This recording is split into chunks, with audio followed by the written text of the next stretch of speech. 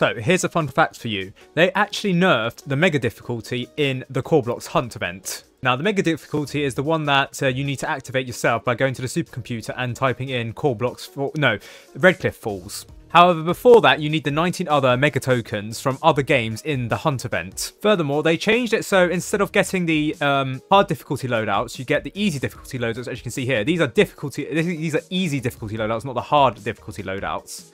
So if I were to choose, say, Tactician, because it's the one that I think I'm familiar with the most. They also changed the starting cash from I don't know what to I don't know what. Originally it was 2,500, but now it's changed to 1,800 because the starting towers that you place down here are cheaper than the ones that you used to have, because you used to have like golden towers in the impossible game mode. Now you have the easy towers here. Furthermore, it seems like the wave structure for the mega difficulty has changed to be that of easy mode instead of impossible mode. This means that I suspect there's going to be less waves here, so instead of 20 waves there's going to be 15 waves. And it seems like some of the enemies have been nerfed from their impossible mode counterparts to that of their easy mode counterparts. Now, this is not all true, I don't think. Not all the case, actually. I know for the KORBLOX Deathwalker it's different, but something like the KORBLOX Seeker, in impossible mode they have 30 health, but in easy mode they have 15, but they've been nerfed to 25 in Mega. Actually, no, they used to have 25 health in Mega. Okay, so it looks like it's the wave structure for easy mode, but the enemies have that wave structure of impossible mode, have the wave structure of easy mode, sorry, now. Additionally, the wave bonuses, those are the wave bonuses that you get for defeating all the enemies.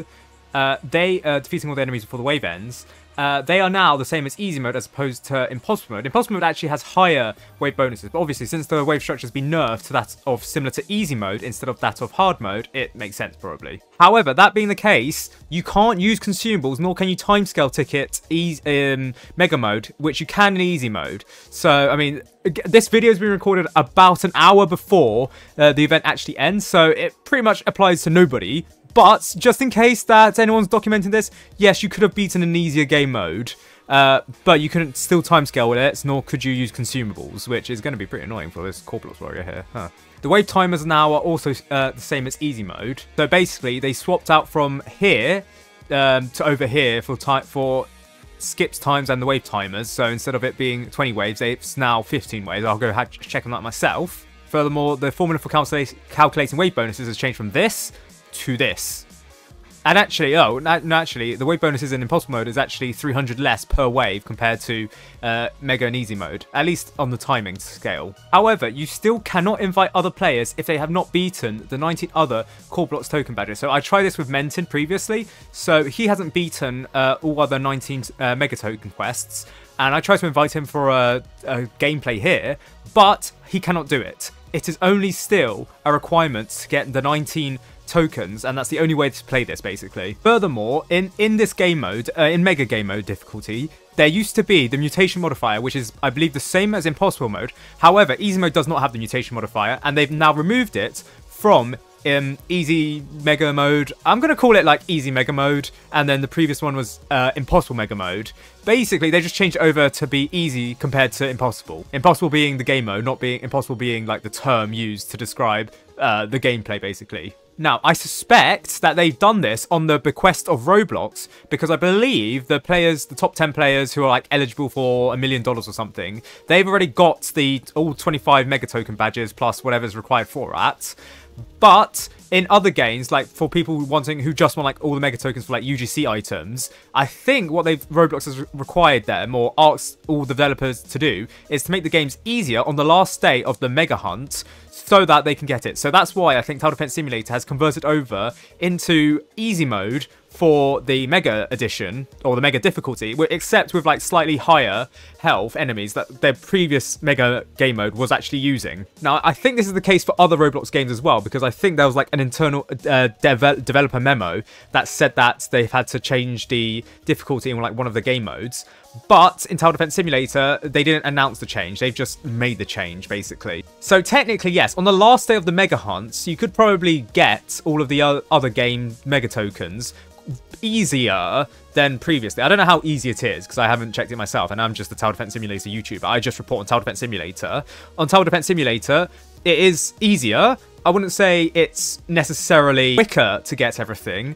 I mean, to be fair though, I am nearly halfway through, and it's only been 9 minutes compared to what before. It was like 12 minutes to get halfway through, because the wave, I mean, there are less waves, 5 less waves, but technically you get less cash, so the time taken for the game modes to actually move along is slower. Also, you don't have the choice of choosing your own loadout in the easy difficulty despite the change, because in easy difficulty you do still have the choice, but in mega difficulty you don't. Now I suspect it's so that people don't like make a hash of it by completely bossing it if you already have like all the towers and everything. It's just to, I guess, make things fair still for people who still want all the mega tokens. But if the developers really could have wanted to make this easier, they probably could have allowed other people to use their current loadouts if you have the required towers. However, I guess most people doing the mega token hunt don't have like all the required towers needed to speedrun this, I guess. Furthermore, developers have not changed it so that you still require basically to beat the Sigil of the Deathwalker to get the KORBLOX Hunter name tag. It's not like it's any easy. Well, it is easier in the sense that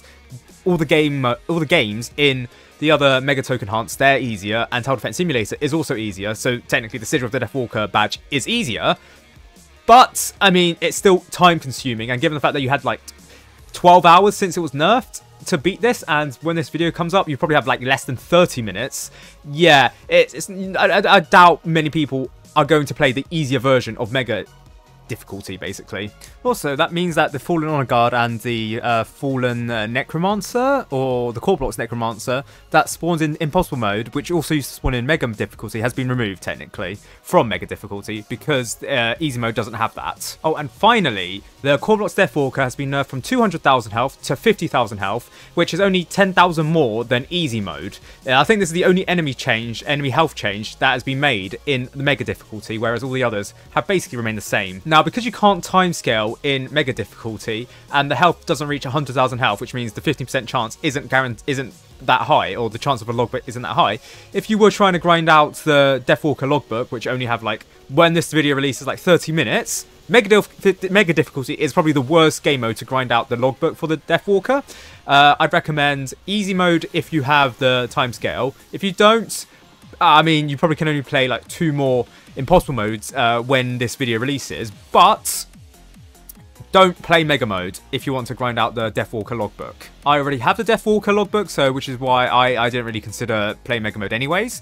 But additionally, they actually haven't changed any of the rewards in Mega Mode, so all of these game mode rewards here, they're actually the same as before. So even though the game mode's easier, you still get the same rewards as you did before, like the Sigil of the Deathwalker badge and the KORBLOX Hunter name tag, and the Triumph rewards I believe are also the same. So good to see that they kept that around. But additionally, they've reduced the amount of time that it takes to get the KORBLOX Temple badge. So if you're like I don't know, a regressivator, and you're like a minute away from like beating it, and you need to get the KORBLOX Hunter name tag, you do have time. You do have a little bit of extra time. And finally, on the Discord server, Tyler has said that the event ends in basically an hour's time. If you do not finish the hunt's mission request, you will lose them. This means that actually this is going to be the first time when, if you have the mission quests activated for the hunt, that being for the KORBLOX Electroshocker and the KORBLOX Warden, if you don't complete it by, like, in an hour's time, you will lose them. This is the first time this has happened. Normally, they allowed you to keep